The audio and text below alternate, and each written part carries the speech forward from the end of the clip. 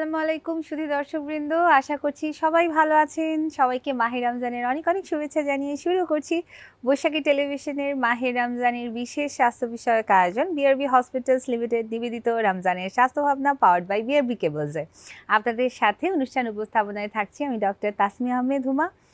আমাদের সাথে আজকে যে বিষয়টি নিয়ে আলোচনা আজকে আমরা করব, বিষয়টি হচ্ছে হাড় জোড়ার সমস্যায় করণীয়। যাদের হাড় আছে তাদের জোড়াও আছে, হাড় জোড়া থাকলে ব্যথা হবে, ইনজুরি হবে, আমরা বিভিন্ন সমস্যায় পড়বো এবং এটা থেকে আমাদেরকে বের হয়ে আসতে হবে। সেই বের হয়ে আসার পথগুলো আমরা খুঁজে নিব আজকে। আমাদের সাথে যিনি উপস্থিত আছেন আমাদের এই অনুষ্ঠানে, বাংলাদেশের একজন স্বনামধন্য অর্থোপেডিক সার্জন অধ্যাপক ডক্টর জি.এম. জাহাঙ্গীর হোসেন, অধ্যাপক অর্থোপেডিক সার্জারি, জাতীয় অর্থোপেডিক হাসপাতাল ও পুনর্বাসন প্রতিষ্ঠান, নিটোর, ঢাকা। আমরা আজকে স্যার আপনার সাথে এই আলোচনা করব এবং যেহেতু এটি সরাসরি সম্প্রচার করা হচ্ছে তাই রোগীদের যারা আছেন অথবা দর্শক যারা আছেন সবাইকে বলবো আমাদের সাথে অবশ্যই স্ক্রলে দেখানো নম্বরে ডায়াল করে আপনাদের প্রশ্নের উত্তরগুলো জেনে নেবেন। কেমন আছেন স্যার? আলহামদুলিল্লাহ ভালো আছি, আপনি কেমন আছেন? স্যার আলহামদুলিল্লাহ ভালো আছি স্যার। স্যার, হাড় এবং তার জোড়া এই জায়গায় কি কি ধরনের সমস্যা আসলে স্যার হতে পারে? হাড় জোড়ার সমস্যা ছোট বড় সকলেরই হয়ে থাকে। জি স্যার। এবং এই হাড় জোড়ার সমস্যাটা শুধু যে হাড়ের এবং জোড়ার মধ্যে তা না, আশেপাশে অনেক লিগামেন্ট থাকে, জি স্যার। ক্যাপসুল থাকে, বার্সা থাকে, সবার মিলে হাড় জোড়ার সমস্যা। তো প্রধান সমস্যাগুলো যদি আমরা ধরি, আর্থ্রাইটিস। এই আর্থ্রাইটিস ছোট থেকে বড় সবারই হইতে পারে। তা আর্থ্রাইটিসকে ভাগ করলে আবার কয়েকটা হয়, যেমন এক ধরনের আছে রেমাটা আর্থ্রাইটিস হয়, কেউ আছে গাউটি আর্থ্রাইটিস হয়, বয়সের কারণে অস্টিও আর্থ্রাইটিস হয়, অনেকের অ্যাঙ্কাইলোজিং স্পন্ডোলাইটিস হয়। এগুলো actually auto immune disease mediated arthritis. এছাড়া টিবির জন্য এক ধরনের টিবি ইনফেকশন হয়, অন্যান্য ইনফেকশনে আর্থ্রাইটিস হতে পারে। এছাড়া অনেক তো আছেই এই যে জোড়ার সমস্যা এগুলা। তাছাড়া আঘাতে জোড়ার লিগামেন্ট ইনজুরি হতে পারে, জোড়া ভেঙে যেতে পারে, জোড়া ছুটে যেতে পারে, এই ধরনের আঘাতে হয়। আবার অনেক সময় অন্যান্য কিছু রোগ আছে, যেমন যাদের হিমোফিলিয়া থাকে, থ্যালাসেমিয়া থাকে, এই ধরনের কারণেও জোড়ার বিভিন্ন ধরনের সমস্যা নিয়ে রোগীরা সাধারণত আমাদের কাছে আসে। স্যার, আপনাদের বাংলাদেশে কি ধরনের রোগী বেশি পান, যেটা জোড়ার সমস্যা আর কি যেটা দেখা যায়? অ্যাকচুয়ালি এই খুবই গুরুত্বপূর্ণ একটা প্রশ্ন করছেন। যদি আমরা দেখি যে ইয়াং বয়স যারা, তারা আসে জোড়ার সমস্যাটা নিয়ে বেশি করে অ্যাক্সিডেন্টের মধ্যে যারা মোটরসাইকেল চালায়, তারপরে আসে যারা আরেক গ্রুপ আসে যারা স্পোর্টস খেলে, খেলাধুলা করে। এই খেলাধুলা করে যারা, তাদের মধ্যে দুই গ্রুপ। এক গ্রুপ হলো যারা পেশাগত খেলাধুলা করে, রেগুলার খেলে। আরেকটা হলো হঠাৎ করে খেলতে গেছে যারা শৌখিন প্লেয়ার, এক ধরনের আসে, এই ধরনের জোড়া আঘাত নিয়ে আসে। আরেক গ্রুপ আসে যেমন আর্থ্রাইটিস, যারা এই গ্রুপ আসে যারা বয়স্ক, বিশেষ করে হাঁটুর, কোটির জোড়া, কাঁধের জোড়ার, তাদের ব্যবহারজনিত বা বয়সের জনিত যে ক্ষয় বৃদ্ধির রোগটা হয়, অস্টিও আর্থ্রাইটিস, বা তারা এক গ্রুপ রোগ নিয়ে আসে। আরেক গ্রুপ আসে যেমন আমাদের কাছে যারা অল্প বয়সে, যাদের যেমন ইনফেকশান হয়, কিছু গ্রুপ আছে ইনফেকশান নিয়ে আসে ছোটদের, বাচ্চাদের আঘাতের কারণে অথবা যে কোনো কারণে শরীরে রোগ জীবাণু থাকলে আর্থ্রাইটিস নিয়ে আসে। আরেক গ্রুপ রোগী আমি আগেও বলছি, যারা যেমন ইয়াং বয়সে অনেকে শখ করে দেখা যাচ্ছে যে আমি মোটা হব, আমার স্বাস্থ্যটা খারাপ, তারা বিভিন্ন ধরনের ফুটপাতে ছোট দোকান থেকে স্টেরয়েড নেয়, স্টেরয়েড খায়, তারপর খায় শরীরটা মোটা হয়, তারপর দেখা যায় হাড় জোড়ার ক্ষয়বৃদ্ধি, মানে হাড়ের এভিয়ার নেক্রোসিস নিয়ে আসে। এই ধরনের এটা কমন সিনারিও যেটা আমরা রেগুলার পেয়ে থাকি। জি স্যার, ধন্যবাদ স্যার। স্যার, পেশেন্ট যখন আপনাদের কাছে আসে স্যার, এটা তো আসলে ইমিডিয়েট ইনজুরির পরেই চলে আসে স্যার। আর কিছু কিছু যেমন ওই যে বোন টিবির কথা বললেন, তারপর স্যার আরও কিছু কিছু আছে যেগুলো হয়তো বা স্যার সাথে সাথে না এসে একটু দেরি করে আসে। তো স্যার, সাথে সাথে যারা আসে তাদের ট্রিটমেন্ট প্যাটার্নটা আমরা জানবো, এটা তো নর্মালি আমরা শুনবোই, কিন্তু যারা ধরেন দেরি করে আসলো স্যার, তাদের ক্ষতিটা কি হয়ে যায়, আর তারপরে স্যার আসলে কি করতে হয়, আর তারা কি জিনিস নিয়ে আসলে ভুগতে থাকে? আচ্ছা, দেরি করে আসে ধরেন দুই ধরনের। যারা একটা হলো যেমন একটা ইনফেকশান দীর্ঘদিন ধরে চলতে থাকে, যেমন এটা টিবি ইনফেকশান, টিবি যক্ষা। এটা যে যক্ষা ফুসফুসের না, যক্ষা শরীরে অনেক জায়গায় যক্ষা হয়, তার মধ্যে এটা কমন কিন্তু জোড়ার টিবি, হাড়ের টিবি, এটা বেশ টিবিটা খুব কমন। তো এই ধরনের এই রোগটা হঠাৎ করে যে, যেমন অন্য যেমন ইনফেকশান যেগুলো, অন্য ইনফেকশান দ্রুত হয়ে যায়, অ্যাকিউট কন্ডিশন নিয়ে আসে, জোড়া ফুলা ব্যথা। কিন্তু টিবির ক্ষেত্রে আস্তে আস্তে হইতে থাকে জোড়ায় ব্যথা। অনেক পরে দেখা যাচ্ছে জোড়ার যখন অনেকটু ক্ষয় হয়ে যাচ্ছে, হাড় ক্ষয় হয়ে গেছে, হাড়ের সাথে যে জোড়ায় তরুণাস্থি থাকে সেগুলোর যখন ক্ষয় হয়ে যায়, যখন এক হাড়ের সাথে আরেক হাড়কে ঘর্ষণ লেগে যায়, বা অনেক সময় দেখা যায় রুগীরা ছোটোখাটো ওষুধ কিনে খায়, উপযুক্ত বা বিশেষজ্ঞ চিকিৎসকের কাছে যায় না। অনেক সময় ডিফর্মিটি, অর্থাৎ জয়েন্টটায় বেঁকে যাওয়া বা জয়েন্টে যখন কাজ করে না, তখন এই অবস্থায় নিয়ে ডাক্তারের কাছে আসে। স্যার আমরা একটা ফোন নিয়ে নিচ্ছি, একটা ফোন চলে এসেছে। হ্যালো দর্শক, শুনতে পাচ্ছেন? হ্যালো, হ্যাঁ, আসসালামু আলাইকুম। ওয়ালাইকুম আসসালাম। আমার নাম জিয়া। জি, আপনার বয়স বলে সমস্যাটি বলুন। সমস্যা হচ্ছে ইদানিং ও ঘুম থেকে ওঠার পরে আর গোড়ালিতে প্রচন্ড ব্যথা হয়। সারাদিন আস্তে আস্তে এটা যে রিমুভ হয়ে যায়, ঘুম থেকে ঘুমানো যাওয়ার আগে আবার ব্যথা করে, তো আবার ঘুম থেকে ওঠার পরে প্রচন্ড ব্যথা করে গোড়ালিটা। এই জিনিসটা আসলে ওর এমনি বয়স হলো 44 বছর বয়স, এমনি আর তো এই হলো আর কি প্রবলেমটা। আচ্ছা, আপনারা কি কাউকে দেখিয়েছেন এমনি? আচ্ছা, কেটে গেছে। জি স্যার, আমরা একটু শুনে নিই। আচ্ছা, ওনার বয়স 40, সকালবেলা ঘুমতে উঠলে আমার কাছে মনে হয় ওনার গোড়ালির ব্যথাটা কথা বলছে। তো এটা একটা কমন রোগ। প্রায় রুগী আসে যে ঘুম থেকে উঠার পর পা ফেলতে পারে না, বা এমন হয় ওখানে গোড়ালিটা নিচে হিল বলি, হিল প্যাডে বেশ ব্যথা, তীব্র ব্যথা, তারপরে পা ফেলতে পারে না। বা অনেক সময় বলে রুগীরা যে স্যার আমি অনেকক্ষণ বসে কাজ করতেছি, আমি পা ফেলতে পারি না, ব্যথা। এটা কমন একটা সিনারিও, যেটাকে আমরা বলি যে হিল পেইন, বা অনেক সময় এখানে প্লান্টার ফ্যাসাইটিস হয়। অর্থাৎ ওখানে ব্যথার অনেকগুলো কারণ থাকতে পারে। যাদের ডায়াবেটিস ছাড়াও অন্যান্য এন্ডোক্রাইনোলজি যে ডিজিজ থাকে, থাইরয়েডের প্রবলেম থাকলে, থাইরয়েডের প্রবলেম, ডায়াবেটিস যাদের থাকে, অনেক সময় কোলেস্ট্রল লেভেল যখন বেড়ে যায় তখন হইতে পারে। বা অনেকে দেখা যাচ্ছে লং স্ট্যান্ডিং দাঁড়িয়ে থাকে, বা তাদের হইতে পারে। অথবা যাদের জুতাটা ঠিক না, ইল ফিটিং শু, এই ধরনের কন্ডিশনে আমাদের কাছে তাদের নিয়ে আসে। আবার অনেক সময় কিছু রুগী দেখা যায় হাড় বেড়ে যায় পায়ের তলা, অথবা যাদের রক্তে ইউরিক অ্যাসিড লেভেল বেড়ে যায়, অনেক সময় যাদের ভিটামিন ডি ডেফিসিয়েন্সি কমে যায়, তারাও এই ধরনের হিল পেন নিয়ে আসে। অনেকক্ষণ আসলে পা ফেলতে পারে না, তারপরে কিছুক্ষণ পরে দেখা যায় আস্তে আস্তে কমে যায়, আবার হাঁটতে পারে। এই ধরনের এটা ব্যথা। তখন এই ধরনের রুগী আসলে আমরা বলি যে আপনাকে ওই জায়গাটা এক্সরে করে দেখতে হবে, বা প্রয়োজন বোধে আপনার রক্তের ইউরিক অ্যাসিড টেস্ট করতে হবে, ডায়াবেটিস থাকলে কন্ট্রোল করতে হবে, থাইরয়েডের সমস্যা আছে কিনা, বা আপনি জুতাটা কি শক্ত জুতা পরছেন কিনা। তখন আমাদের উপদেশ থাকে, বা এই রুগীর ক্ষেত্রে আমরা যেটা বলতে পারি যে আপনি ঘুমতে ওঠার পর পায়ের তলাটা ম্যাসেজ করবেন, তারপরে পা ফেলবেন, বা অনেকক্ষণ বসার পর পা ফেলবেন, পায়ের তলাটা ম্যাসেজ করতে হবে। অথবা এক্সারসাইজ করলে পায়ের তলাকে টেনিস বল নিয়ে সবসময় ম্যাসেজ করতে থাকবে। অথবা সকাল বিকাল যদি স্কোপ হয়, হালকা কুসুম গরম পানিতে পাটা ভিজাইতে পারে। তাও যদি হয় সম্ভব পসিবল।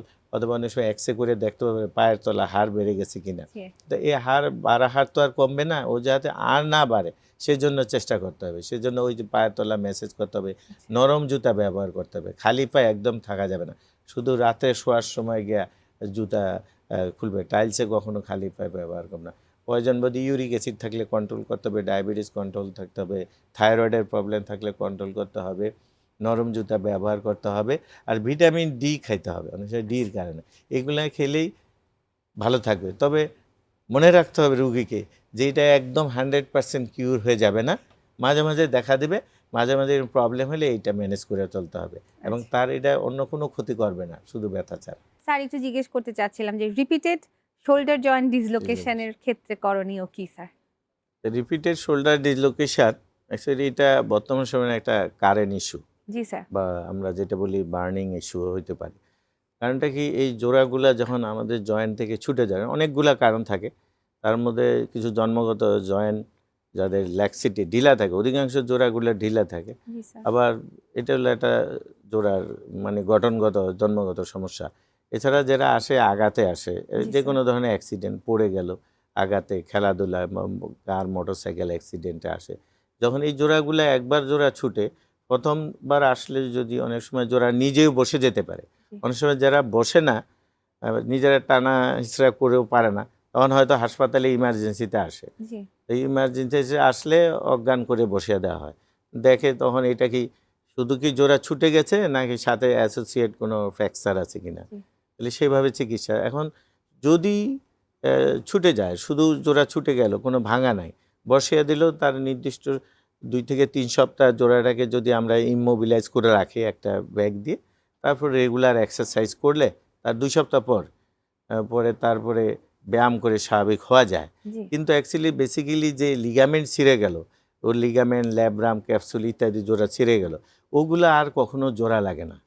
ও শুধুমাত্র আচ্ছা। ব্যায়াম করে আমরা বসিয়ে রাখি, কারণ ওগুলো একবার ছিঁড়লে নিচে পড়ে যায়, এই জন্য জোড়া লাগতে চায় না। তারপরে দেখা যায় একটা যখন একবার প্রথম আঘাতে জোড়া ছুটলো, পরবর্তী বছর মধ্যেই দ্বিতীয়বার জোড়া ছুটার প্রবণতা দেখা দেয়। হুম। আর যাদের সাথে সাথে জয়েন্টগুলো ঢিলা থাকে এদের আরও বেশি প্রবণতা। কিন্তু বারবার এভাবে জোড়া যখন ছুটে যায় তখন দেখা যায় যে জোড়াগুলার হাড় ভেঙে যায়, উভয় দিকে ভাঙে এবং দ্রুত জয়েন্টটা অস্টিও আর্থ্রাইটিস হয়, এরকম আচ্ছা। হয়। তো অনেক রুগী আসে যে সে ঘুমায়, জোড়া হাতকে শরীরের সাথে বেঁধে রাতে ঘুমায়, জি। কেন? কয়, না স্যার, ঘুমের মধ্যে আমার জোড়া ছুটে যায়। আবার অনেকে জোড়া হাত এইভাবে তুলে না, জি। আমি ভয়ে যে জোড়া ছুটে যায়। অ্যাকচুয়ালি এটা তো ঠিক না, জি। যে এই জোড়াগুলা ঠিক আর একটা সুন্দর চিকিৎসা ব্যবস্থা আছে। আচ্ছা স্যার, এটাতে কি অপারেশন দরকার আছে নাকি কোনো ধরনের? হ্যাঁ, জোড়া যখন ছুটে যায় পরবর্তী জোড়া ছুটার প্রবণতা দেখা দেয় প্রথম বছরের পরের মধ্যেই জি। এই জোড়া। কেননা শরীরের যে কাঁধের জোড়াটা, এটা সবচেয়ে বেশি নড়াচড়া হয়, জি।